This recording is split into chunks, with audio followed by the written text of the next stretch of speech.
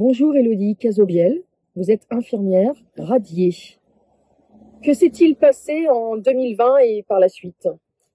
Alors en 2020, le Covid s'installe avec toute la prise en charge qui n'a ni queue ni tête, qui ne respecte aucune légalité nous permettant d'être en règle dans nos professions de soignants. Et puis assez rapidement, les injections dites vaccinales s'imposent à nous. Au début, elles se proposent et puis assez rapidement, elles s'imposent. Et là, c'est un non. C'est un non qu'il va falloir accepter et prendre des décisions avec ce nom-là. Vous exerciez en libéral à l'époque? Oui, moi j'étais en libéral sur Bordeaux, associée à 2 collègues. Ouais. Et le truc, c'est que dès le départ, en fait, la communication n'est pas possible. La communication n'est pas possible à l'intérieur du cabinet. Et puis la communication n'est possible nulle part en fait, ni avec nos associés, ni des collègues plus loin ailleurs sur notre commune, mais aussi des collègues comme l'ordre. Alors moi, je ne suis pas sous l'ordre des médecins, mais l'ordre des infirmiers. La communication n'est pas possible. Vous essayez d'en parler, d'argumenter, de Ouais. faire douter? Oui. Pas faire douter, mais juste réfléchir ensemble au bon sens. Le principe de précaution? Ouais. Le principe de précaution, le principe de consentement libre et éclairé. Le principe que tu es responsable de ce que tu injectes, quoi qu'il advienne. Le principe que si tu connais pas ce qu'il y a dans le produit, c'est non. Ouais, et puis ton corps t'appartient et on fait pas ce qu'on veut avec le corps humain. Voilà, c'est écrit partout dans nos textes qui nous légifèrent et qui nous permettent de travailler. Et là, tout est bafoué sous prétexte qu'il y a urgence. Mais j'estime que l'urgence ne permet pas qu'on fasse n'importe quoi.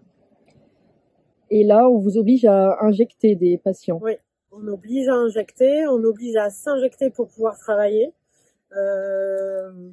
Multiple illégalité qui ne permet pas de faire sens. Et vous avez trouvé à ce moment-là des solutions de repli? Alors, il y a 2 solutions qui s'offrent à moi à l'époque, soit d'être suspendu, soit de faire des faux vaccins. Alors d'abord pour moi, et puis ensuite pour les personnes qui en ont besoin.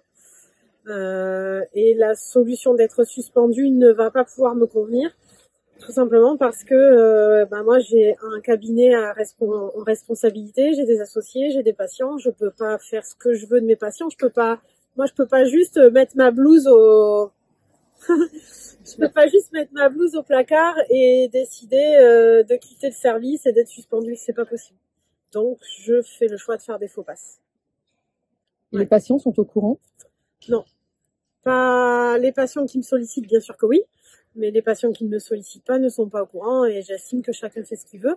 Donc je respecte cela à tout point de vue. Je suis pas dans tu ne dois pas faire le vaccin parce que je dis, selon moi, ce produit-là n'est absolument pas un vaccin. Attention, vigilance, mais chacun fait ce qu'il veut.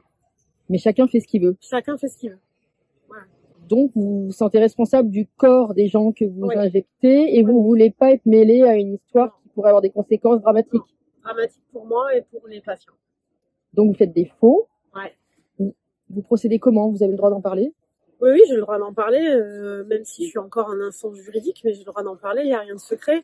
En fait, je vais chercher les flacons à la pharmacie et les personnes qui ont besoin d'avoir un faux, soit pour le travail, soit pour aller voir un patient à l'hôpital, une mamie qui est en train de décéder à l'île de la Réunion, enfin un contexte familial et en tout cas un contexte de lien à perdurer, eh bien je vais chercher les flacons et je fais des faux passes, tout simplement, je fais des faux papiers comme en temps de guerre. Ouais. Vous n'injectez pas le produit. Je n'injecte pas le produit, à aucun moment. Quelqu'un le sait? Comment vous êtes dénoncé? Je suis dénoncée parce qu'en facturant à la sécurité sociale pour signaler que j'ai fait donc ces faux passes, eh bien cette facturation va partir sur les tablettes de mes collègues et c'est mes associés qui vont me dénoncer. Ouais, parce qu'elles sont pas en accord avec mon action. Elles ont peur de tomber si je tombe et puis elles comprennent pas. Elles comprennent pas parce que elles ont la sensation de répondre à quelque chose d'important en faisant les vaccins. Donc il y a une dissonance. Et la communication n'est pas possible. Donc l'incompréhension est là, l'incohérence et dénonciation. Elles ont par la suite entendu parler des effets secondaires des vaccins? Je sais pas. Je suis plus du tout en lien avec elles depuis, donc je sais pas. Je me dis qu'aujourd'hui, ça me semble impossible de ne pas être au courant. C'est pas possible.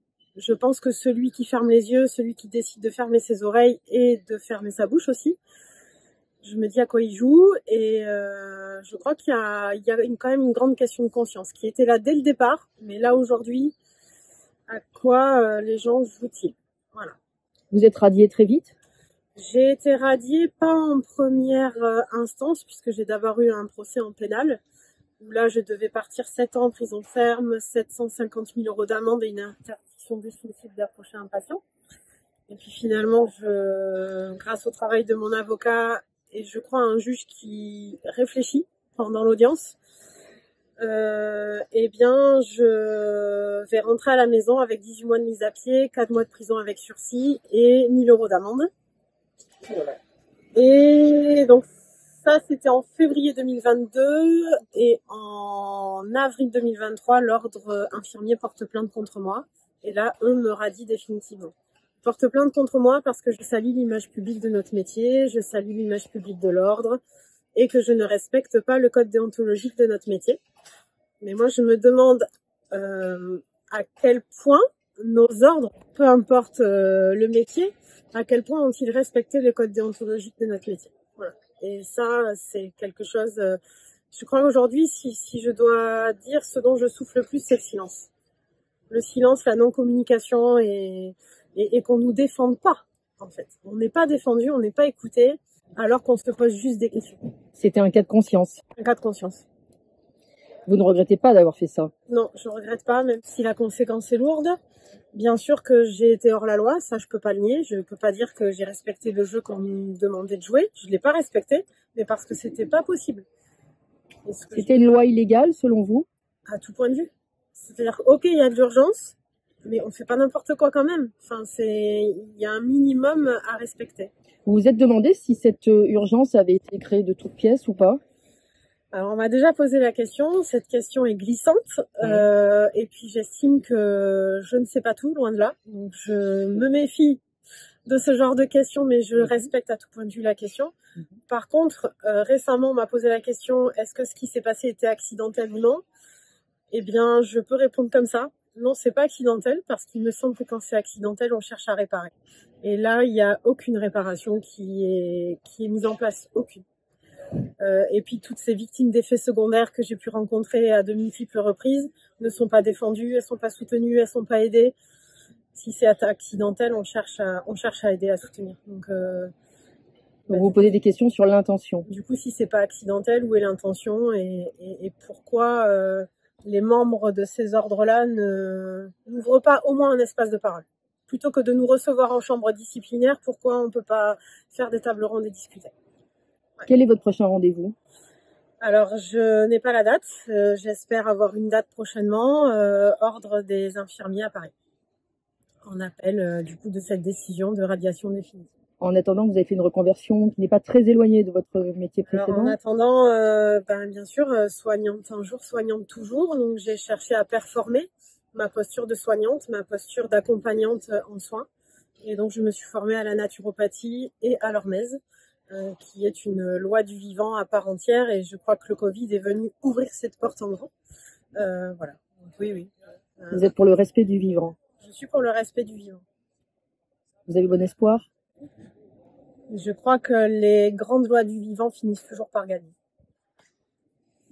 Ouais. Je vous laisse conclure et je vous remercie beaucoup. Donc j'ai espoir. Merci. Merci infiniment.